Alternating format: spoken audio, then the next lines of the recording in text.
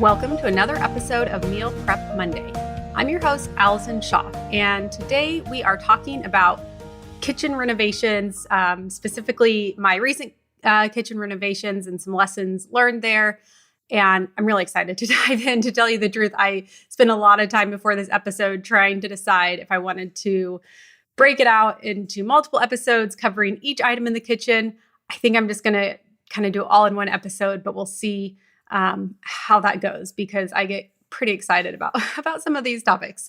Before I get into the content though, if you have not tried Prep Dish or our meal plans, head to prepdish.com/podcast and you can try a free starter meal plan just to kind of see what we're all about and try it out for free. Again, that's prepdish.com/podcast. Okay, so kitchen renovation. If you haven't heard me talk about this, there's an episode I looked back. It was I think in May, but we'll link the episode. I have it pulled up. It's 130 is the episode number. And I talked kind of about my dream kitchen ideas and what I was looking to add to our kitchen in this renovation. It wasn't a complete, we didn't rip out everything and redo everything. It was mainly the island and then adding in a lot of these features that I'd been wanting to add in. And also a little background for those of you that are newer to kind of me. My background is in culinary arts. I started out my career working in kitchens and then working as a private chef for several years. So a few of these items that we've added to our kitchen are things that I used to always fantasize about when working in clients' kitchens in their homes. And, with my work with Prep Dish and food being such a, central part of both my work and, my home life too, right?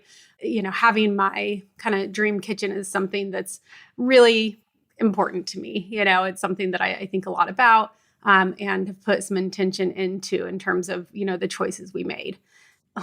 And if you can hear my cat purring, the second I started talking, jumped on my lap. I don't know if the mic hopefully doesn't pick that up, but if it does, that's Lucius. I wanted to go through kind of lessons learned, also things I'm excited about or, that, I've been happy with. Honestly, right now, I don't have a lot that I'm unhappy with. Also, we're pretty new as of this recording. I think and actually it's still not final. There's one more piece to finish it off, but, kind of the last few pieces have been coming in over the past, few weeks. And I've really only been using the kitchen for 3 weeks or less and it's finished form. So, I don't know that I have enough time in there to tell you things that didn't work. There's nothing glaring right now. Right now, I'm just really excited about everything, but there might be things that pop up in the future. And if there are, then I'll, talk about those in a future episode. One regret that I do have, and that is during the process of the renovation, I did not make freezer meals going into that. And I really wish I would have.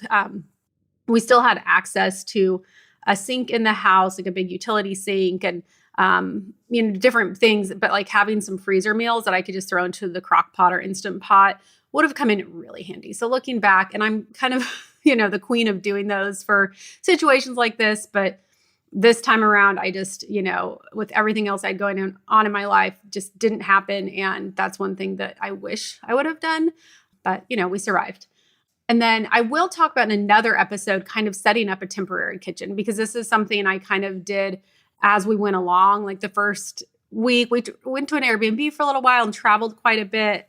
But then when we got back, we thought it would be done and it wasn't. So we just kind of made do. And then after kind of dealing with that for a week or two, I'm I should probably set up more of a temporary kitchen situation. And we did, and that worked really well. But I'm going to do a whole episode on that, because I think there's a lot of situations where some of you might need ideas on how to set up a temporary kitchen, whether it's going through renovation or, something broke in the kitchen or whatever it is. I think that'll be helpful. So I'm going to do more on that later. The kitchen itself. So things that I'm most excited about, or I'm just going to kind of review actually most of the changes we made too. So probably my favorite is the instant hot water. My only hesitation with instant hot water is you have to be careful because anyone that walks into the house, if you haven't seen this before, it's becoming more common, but it's a tap on your sink and if you push it one direction, like boiling water comes out. So, it does make me a little nervous because you don't want someone to like accidentally, get boiling water on their hand. I actually have already splashed my wrist with some boiling water because it kind of went into a bowl and splashed my hand. So I have already burned myself, but, doing so much work in the kitchen, burns don't really faze me. Anyway, but I absolutely love the instant hot water. I'm a big tea drinker, so I use it for the tea. And I'll do, because I know it's probably too hot technically to brew tea, but I'll like do the hot water with like a splash of cold to kind of make the temperature a little cooler. But for the teas, it's awesome. For like in the morning, I start with hot water and lemon. Just all of those things. I was having to boil that water in a kettle before. And then I use it a lot when I'm washing, stainless steel pots and pans. I just find that the best way to wash those is to soak them in boiling water. I also like some of the boys' things, they have like their water bottles and stuff like that. I like to sanitize those in boiling water. And looking back, I wish I would have had this when we were going through like bottle phases, where you're sanitizing things. But anyway, yeah, the instant hot water, I just use it constantly throughout the day. So that's definitely top on my list. Let's see, countertops. So this was the one I was debating on whether or not to do a whole separate episode just on countertops.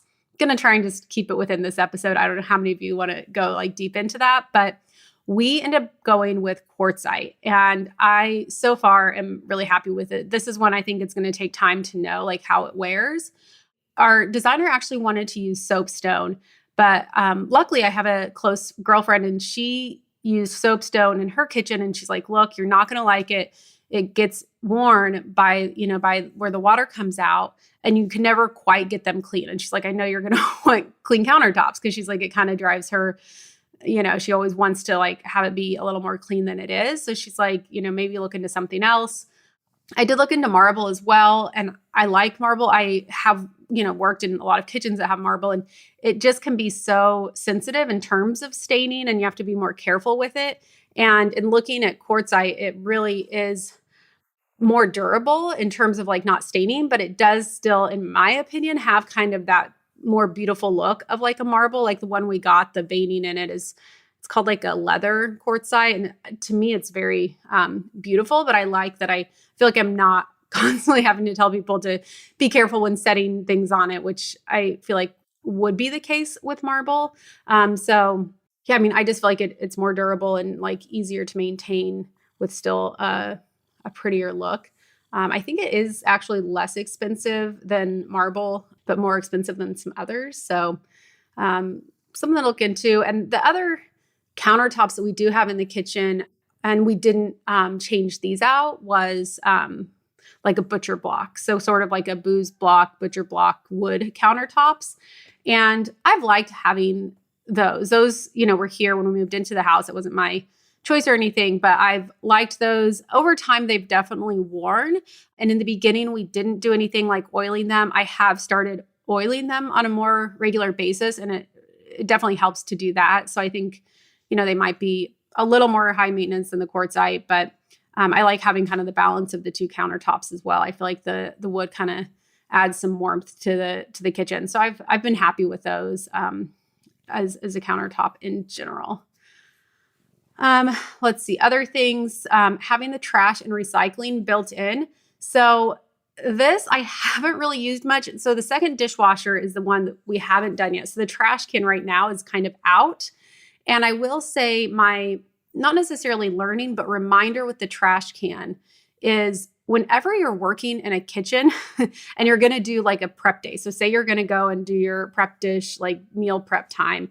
If you're going to be in the kitchen for more than I say even 30 minutes, pull the trash can out and put it sort of in the middle of the kitchen where it's not going to be in your way, where you can access it. I know like do a trash bin and I do that as well, but I just feel like if you can have the trash can easily accessible while you're working in a kitchen. I used to do this all the time at clients' homes. I'd, pull their trash can out. So that way it was always just out and I wasn't having to open especially when it's in a drawer. So that's the one thing I will say. Like I do like that we're going to have the trash can in a drawer because before it wasn't built into the island. It was just like standalone.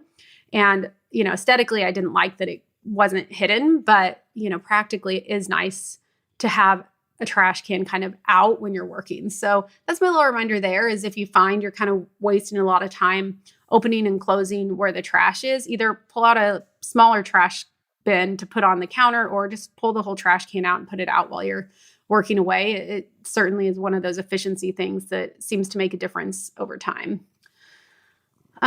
Dishwasher, that one we don't have the second one in yet, although it's being installed next week. And that was kind of a surprise because the brand that I like when it comes to dishwashers is Miele. I love all of their appliances. I've had a washer and dryer by them in the past. I will say when it came to selecting our washer and dryer, we ended up not going with them. I mean, they're really pricey. So in doing the research, we decided it wasn't worth it for the Miele washer and dryer, even though in my mind, they still are kind of the top.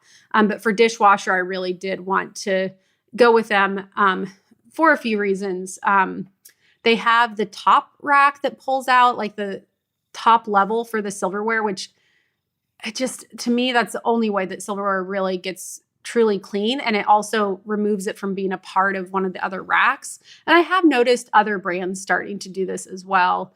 They also, the one that I have bought and am buying, has a fold down on the bottom so you can, and it has a crystals and glass cycle so you can wash wine glasses in it, which I really like. I feel like even when washing wine glasses by hand, sometimes the ones I buy at least, they'll break. And I feel like in the dishwasher, if there's that cycle, especially if we've had people over for dinner or something, it's just nice to be able to throw those in the dishwasher and not always have to wash them by hand.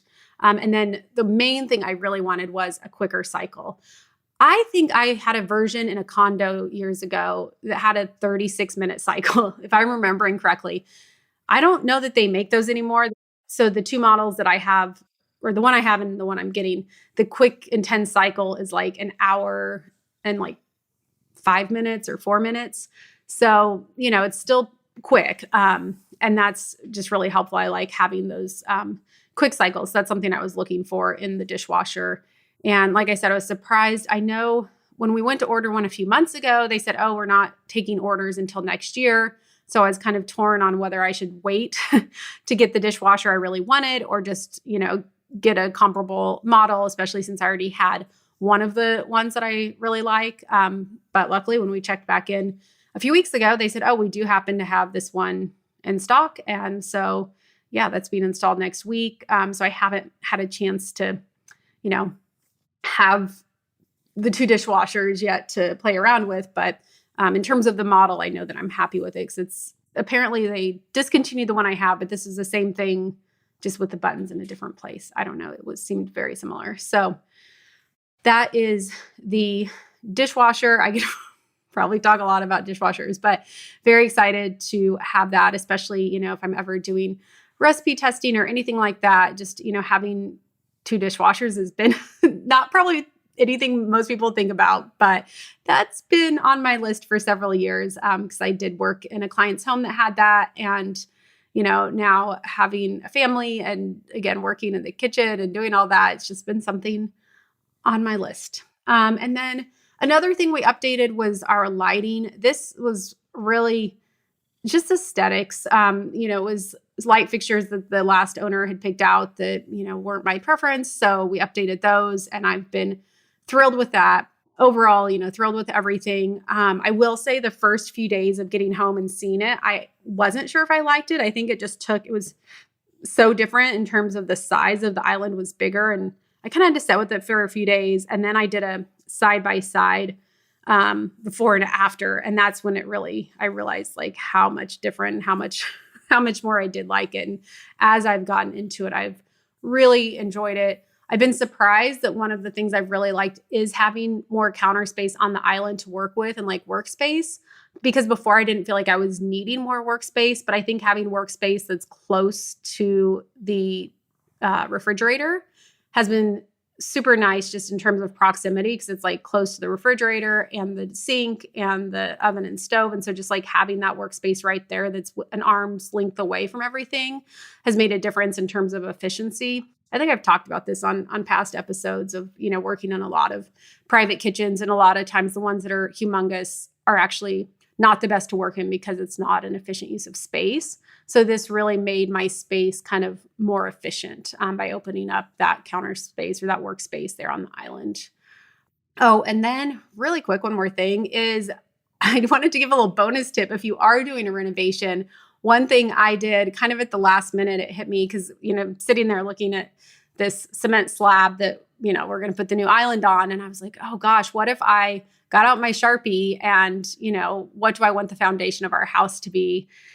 And so I wrote, I found some scripture related to meals and sharing meals, and then also some favorite Julia Child quotes, and wrote all of those out on the cement slab underneath the island. So I like that is the foundation of the kitchen. And that I think is something you could do, no matter what kind of renovation you're doing, is kind of find something that's meaningful to you and have that be the foundation of, a bedroom or a kitchen or whatever room it is. So that's the bonus tip for you.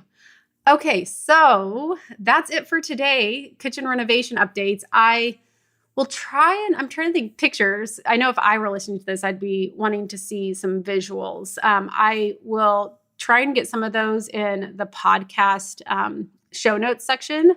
So, and if I add them someplace else, I'll just make sure and link that in the show notes so you can see, hopefully like a before and after. To me, that's always fun to see a good before and after.